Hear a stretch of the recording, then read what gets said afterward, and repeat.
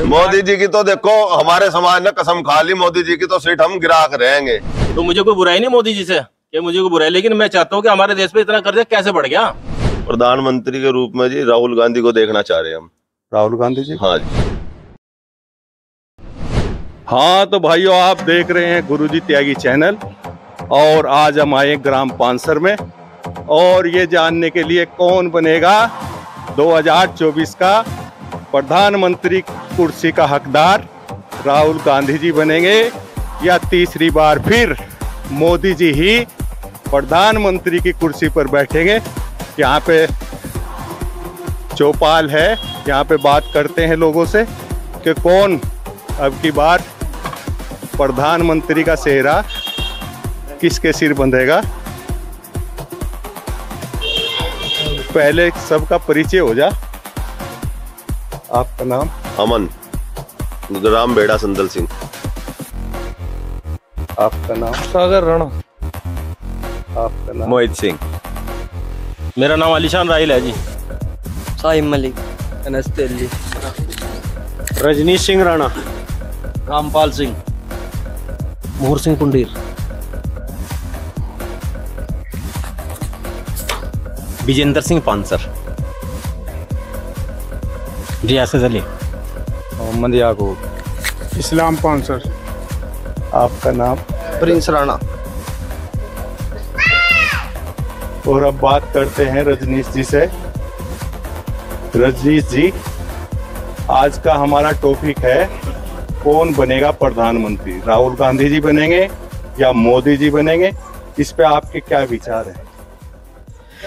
तीसरी बार हमारे यशस्वी प्रधानमंत्री मोदी जी ही बनेंगे। उसका कारण है, उन्होंने जो गरीबों के लिए जो बहुत सारे कार्य किए हैं, जो विकास कार्य, जो इंफ्रास्ट्रक्चर है, चाहे वो सड़क है, बिजली है, पानी है, शिक्षा है, स्वास्थ्य है, हर क्षेत्र में बहुत सारे कार्य किए हैं। गरीबों के लिए सुलभ शौचालय है, गरीब अन्न योजना है, पेंशन योजना है, प्रधानमंत्री आवास योजना है। सभी गरीब वर्ग जो है प्रधानमंत्री जी के साथ है, और 100% वोट आदरणीय नरेंद्र मोदी जी के पक्ष में होने जा रहा। 19 तारीख को हमारी इस सीट पर चुनाव है, सहारनपुर सीट पर राघव लखनपाल शर्मा जी हमारे प्रत्याशी हैं, और वो बहुत बड़े अंतर से जीतने जा रहे हैं। रजनीश जी, मेरा एक सवाल है आपसे कि आपके लिए जाति हित सर्वोपरि है या राष्ट्र हित सर्वोपरि है? मेरे लिए तो राष्ट्र हित सर्वोपरि है। मैं तो विचार से जुड़ा हुआ व्यक्ति हूँ। 1995 में मैं मूल संगठन से जुड़ा था, विभिन्न दायित्वों पर रहा। उसके बाद मैं भारतीय जनता पार्टी में आया, और बिना किसी स्वार्थ के निरंतर कार्य करता हूँ, 24 घंटे कार्य करता हूँ, और करता रहूंगा जब तक मेरा जीवन है। भारतीय जनता पार्टी से मैं जुड़ा रहूंगा। किसे देखना चाह रहे हैं आपकी बार 2024 में, प्रधानमंत्री राहुल गांधी जी को या तीसरी बार फिर मोदी जी को ही प्रधानमंत्री के रूप में? हम तो राहुल गांधी को देखना चाह रहे। राहुल गांधी? हाँ। और भाजपा वाले तो कह रहे हैं, तो हम शुरू से भाजपा को दे रहे थे, लोग भाजपा को देते आए, और हमारा कुछ कर तो नहीं रहे, ना हमारा मान सम्मान, ना कुछ, कोई मतलब ही नहीं है। तो राहुल गांधी बन जाएंगे प्रधानमंत्री? नहीं भी बनेंगे तो हमें क्या दिक्कत, हम यहाँ तो हरा ही देंगे। यहाँ तो कह रहे हैं कि भाजपा जीत रही है, इमरान कहीं भी नहीं है, गठबंधन का प्रत्याशी। तो टाइम पे पता लग जाएगा क्या दिक्कत आएगी इसमें, जब वक्त आवेगा वो पता लग जाएगा। तो राजपूत समाज है गठबंधन के साथ में? राजपूत समाज हाँ है। हाँ, यो हमारा छोटा भाई रामपाल सिंह हमारा छोटा भाई है, इसकी संवेदनाएं जायज है, लेकिन कहीं ना कहीं यो किसान भी है, और मैं भी किसान हूँ। किसानों के लिए भारतीय जनता पार्टी की सरकार ने इतने कार्य किए। किसान की हालत कब सुधरेगी? जब उसकी उत्पादन लागत घटे और उसकी उपज का उसका 1.5 गुना मूल्य मिले। स्वामीनाथन आयोग की रिपोर्ट के अनुसार वो कार्य हमारी सरकार ने किया, उत्पादन लागत घटाने की दिशा में। किसान सम्मान निधि दी इसे, रामपाल को भी मिल रही, और जो है उससे खाद भी खरीद ले, बीज भी खरीद ले। सबसे बड़ा खर्च होता कृषि यंत्रों पे। ट्रैक्टर की कीमत 7-8 लाख रुपए थी, अगर जमीन रख दी, ट्रैक्टर ले लिया लोन पे, तो वो पट्टा नहीं था, फिर जमीन ने बिके थी। लेकिन हमारी सरकार 40 से 80% सब्सिडी देने का कार्य कर रही। और एक बहुत बड़ा खर्च था हमारे जो ट्यूबवेल है ना, नलकूप है बिजली के, उनका बिल देने पे जो है थोड़ा सा खर्च ज्यादा होता था, वो माफ कर दिया। और जो उपज के दाम है वो बहुत सारे बढ़ाए। जो उत्पादन लागत है उसका 1.5 गुना, जो स्वामीनाथन आयोग की रिपोर्ट थी उसके अनुसार हमारी सरकार देने का कार्य कर रही।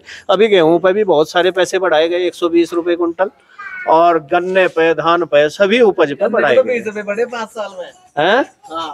अरे 5 रुपए ऐसा है। उसके साथ साथ जो हमारे किसान विज्ञान केंद्र, कृषि विज्ञान केंद्र थे, जो रिसर्च सेंटर थे, उन पे भी तो, वे भी तो सफेद हाथी बने हुए थे पहले, कोई रिसर्च नहीं थी। अब ऐसी ऐसी उपज वहां तैयार कर दी जो 100 क्विंटल भी तो नहीं पहले निकला था। ये भारतीय जनता पार्टी की देन है। तो कितना भाजपा ने कितना पैसा बढ़ाया गन्ने पे? 20 रुपए। 20 रुपए 350 था, 370 हो गया। और सरकारों ने कितना बढ़ाया था? मायावती ने 2 बार 80 रुपए, 40-40। तो अब की बार मायावती को वोट दोगे आप? हाँ, मायावती का वोट तो नहीं गुजरा, वोट तो दे देंगे से। क्यों? बाहर है वाजिद अली जो कह रहे हैं उन पर गठड़ी रखी, गठड़ी किसी पे नहीं गठड़ी देता, ना मिस्सा रहेगा, भाजपा भी रहेगी, ना गृह मंत्री रहेगा। पैसे पूछे चाहते नहीं, हमें मान सम्मान चाह, हमें पैसे था मतलब नहीं, पैसा बहुत है हमारे पास। आप एक बात बताओ, पैसे कमी नहीं है कि अब की बार चेहरा नरेंद्र मोदी या कोई और है? नरेंद्र मोदी अकेला आदमी है क्या? उसी का चेहरा हिंदुस्तान के 140 करोड़ जनता में है? कोई और भी तो है। उसका चेहरा तब तक ही है जब तक विपक्ष पे उसके बराबर कोई दमदार नेता नहीं है। जिस दिन उसके पास, विपक्ष के पास दमदार नेता आएगा ना, तो फील्ड में जब 2 घोड़े दौड़ते हैं ना, तो मैं अपनी टाइमिंग का पता लगता है कि कौन पहले क्रॉसिंग कर रहा है लाइन को, कौन बाद में क्रॉसिंग। आज नरेंद्र मोदी की स्थिति यह है कि अकेला घोड़ा दौड़ रहा है। राहुल गांधी हैं, लेकिन राहुल गांधी के अंदर वो क्वालिटी नहीं जो होनी चाहिए। जो मोदी के पक्ष में है वो एक ही बात है कि उसने एक भारत का मान सम्मान विदेश में बढ़ाया, भारत की एक गरिमा बनाई है, उसकी वैल्यू है, उसी के ऊपर सब कुछ खेल रहा है। आप किसे प्रधानमंत्री के रूप में देखना चाह रहे हैं? मोदी। आप किसे देखना चाह रहे हैं? प्रधानमंत्री तो राहुल बने या ना बनेगा तो मोदी ही। लेकिन जो मोदी जी की वो थी, इन्होंने विकास तो बहुत करे, लेकिन जो इन्होंने ये आयुष्मान कार्ड बनवाए हैं, इन पर भी इन्होंने जो है पैसा कमाया। गरीब कोई बीमार पड़ गया, चला गया एक आधा, एक आयुष्मान कार्ड पर रुपये लिए इन्होंने 100 रुपये एक पे, तो पूरी जनता में तो कितने चले गए? कई लाख, कई करोड़ रुपए इकट्ठे कर लिए। बताओ किसा क्या दिया? 100 रुपए कौन ले रहा हो? इन्होंने लिए, जो बना रहे, नहीं के अधिकारी और कर्मचारी ले रहे, कोई हम ले रहे, हमने दिए। ये जनसेवा वाले 100 रुपए। अच्छा, दूसरे क्या, हाँ, ये जो बता रहे 6,000 रुपए निधि के दे दिए इन्होंने इसके गन्ना इन्हें किसानों को। इन पता कि इन्हें क्या दे दिया ये भी नहीं पता, काट के दे रहे। पहले 50 किलो गट्टे में खाता हुआ था, आज कितना आ रहा? 45 किलो। इस साल भर में कितने गट्टे उठा लिए इन्होंने? कितना वजन घट गया, कितने पैसे इन्होंने कमा लिए, तो इन्हें क्या दे दिया? बता रहे थे। मेरा तो एक ही सवाल है जी। जी। जिस टाइम 2014 से पहले कांग्रेस की सरकार रही, तो उसमें हमारे देश पे जो कर्जा रहा है वो 55 लाख करोड़ का कर्जा था। उसके बाद मोदी जी आए, 55 लाख 1000 करोड़ का कर्जा था। ठीक कह रहे हैं आप। जी। और आज कर्जा देख लो 4 गुना बढ़ चुका है। जी। तो मुझे कोई बुराई नहीं मोदी जी से, कि मुझे कोई बुराई, लेकिन मैं चाहता हूँ कि हमारे देश पे इतना कर्जा कैसे बढ़ गया? 4 गुना बढ़ चुका, बताइए। तो भाजपा वाले कह रहे हैं कि विकास भी तो हो रहा है। विकास हो रहा है, लेकिन थोड़ा महंगाई को तो देखो, महंगाई कहाँ चढ़ गई? नहीं, कांग्रेस के राज में जी सड़कें नहीं थी जी, अब सड़कें चारों तरफ जो है 4 लाइन है, घर घर जो है पानी की टंकी है, बिजली है जी, और गैस सिलेंडर फ्री दे रही है, स्कूलों में खाना फ्री है, ड्रेस फ्री है, 80% जनसंख्या को अनाज फ्री दे रही है।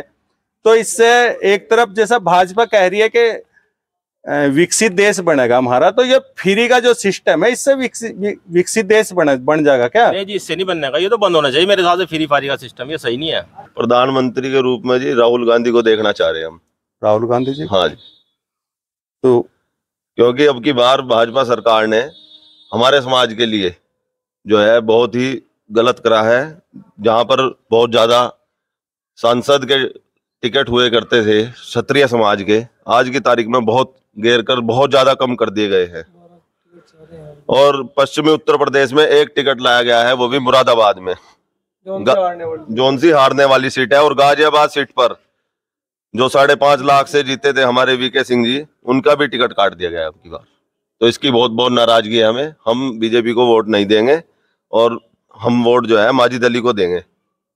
वाजिद अली जी को वोट दोगे? माजिद अली। आपके क्या विचार हैं? विचार तो यह है गुरुजी, अपने समाज का जो मान सम्मान है उसको बिल्कुल ठेस पहुंचाई गई है भाजपा सरकार में। ठीक है, उसके बाद अपनी जो सरकार है, हमारी तरफ से सरकार में प्रधानमंत्री कोई भी बने, हमें कोई मतलब नहीं है। पश्चिम उत्तर प्रदेश में अपनी जो सीटें हैं ये तो भाजपा के पास जाती नहीं है। बिल्कुल क्रोश का निशान है, राजपूत समाज बिल्कुल आक्रोश में है इनकी इस सरकार की वजह से। और भाजपा सरकार ने महंगाई दर भी बहुत बढ़ा दी है, हर चीज में महंगाई भत्ता बढ़ा रही है 10% हर साल। और किसान की फसल में कोई 10% का बढ़ोतरी नहीं है, 5-4% की बढ़ोतरी करके किसानों को भी आपकी फसल की मूल्य बढ़ा दिया गया है। और खाद बीज दवाइयाँ देखो कितनी महंगी कर दी है किसानों के लिए। और 6,000 रुपए का चूर्ण देकर साल भर में कहते हैं हमने किसान सम्मान निधि दे दी। हमारे यहाँ से अगर जो आप मानो तो यहाँ पे 1 लाख लोग अपने यहाँ पे नरोत्तम में इकट्ठा हुए थे राजपूत समाज। ठीक है जी, उसके बाद 1 लाख वोटे मान लो, उसमें राम राज्य की मतलब राम के नाम पे कसम खाई हुई है अपने। हमारे अंकल जी हैं रजनीश वकील साहब, ठीक है, इनका मान सम्मान है अपने यहाँ, कोई दिक्कत नहीं है। लेकिन 1 लाख 2 लाख वोटे अपनी लेके जाएगा, भाजपा सरकार को वोट नहीं मिलती बिल्कुल भी। एक भी वोट आप निकलवा के दिखा दो। हाँ जी, क्या है, सही है, राजपूत समाज जैसा बता रहे हैं अब की बार भाजपा के खिलाफ है। नहीं जी नहीं, देखो ऐसा है, सारी बात करनी चाहिए, ऐसी बात नहीं है। भाजपा की सरकार बहुत वोट यहाँ से बहुत ज्यादा निकले, कोई ऐसी बात नहीं है। मान सम्मान होगा, हमारे मान सम्मान में कमी तो आई है। राजपूत समाज जैसे वहां इकट्ठा हुआ था इसी के लिए हुआ था, मैंने स्वाभिमान के लिए। अब स्वाभिमान पे ठेस तो पहुंची है, युवाओं में इसी चीज का आक्रोश है, इसी चीज को लेके जा रहे हैं कि भाई मान सम्मान को ठेस न पहुंचे और वो सरकार इसकी तरफ ध्यान दे। तो मैं मानता हूं कि पूरा राजपूत समाज जो है बीजेपी की सरकार के साथ जाएगा। अब इसीलिए अगर सरकार इस तरफ ध्यान देगी तो पूर्ण तरीके से यहाँ पे भाजपा की सरकार बनेगी, वोट नहीं जाएगा हमारी तरफ से। कोई बन जाओ जी। रजनी जी, मेरा एक क्वेश्चन है, सुनो। ये जो बच्चे हैं जी जी, इनकी संवेदनाएं भी उचित हैं, लेकिन हमारे बच्चे हैं, 19 तारीख में चुनाव होगा, निश्चित रूप से हम इन्हें समझा लेंगे और भाजपा के पक्ष में 99% वोट होगा इस गांव में। और जैसा अभी एक बच्चे ने कहा कि मैं भारतीय जनता पार्टी के जिला अध्यक्ष पद की दौड़ में था, ऐसा मैं था नहीं ना, मेरा अभी इतना ऐसा कुछ है पार्टी में कि मेरा इतना बड़ा वजूद है कि मैं अभी से जिला अध्यक्ष। ये तो पार्टी के जो उच्च स्तर के लोगों का कार्य है, वो कई बार छोटे से कार्यकर्ता को बहुत आगे ले जा करके खड़ी कर दे, और जो गलत लोग होते हैं उन्हें थोड़ी सी देर में पीछे भी हटा दे। अवसर देगी पार्टी तब भी ठीक, नहीं देगी तब भी ठीक। हम तो विचार से जुड़े हुए व्यक्ति हैं, निश्चित रूप से हमें आशा भी है कि हमें पार्टी एक ना एक दिन सम्मान जरूर देगी। जैसा इनकी संवेदनाएं हैं बच्चों की, वो जरूर पूरा होगी। और बच्चों को इन्हें समझाया जा रहा, निश्चित रूप से भारतीय जनता पार्टी के पक्ष में ही मतदान होगा। भारतीय जनता पार्टी से बढ़िया सरकार कोई अन्य पार्टी दे नहीं सकती। और पहले क्या था, अंतर्राष्ट्रीय स्तर पर कितना सम्मान बढ़ाया मोदी जी ने। पहले क्या था, हमारे देश का प्रधानमंत्री मनमोहन सिंह कहाँ गया, पाकिस्तान, और वहां का प्रधानमंत्री उसे बता रहा देहाती औरत।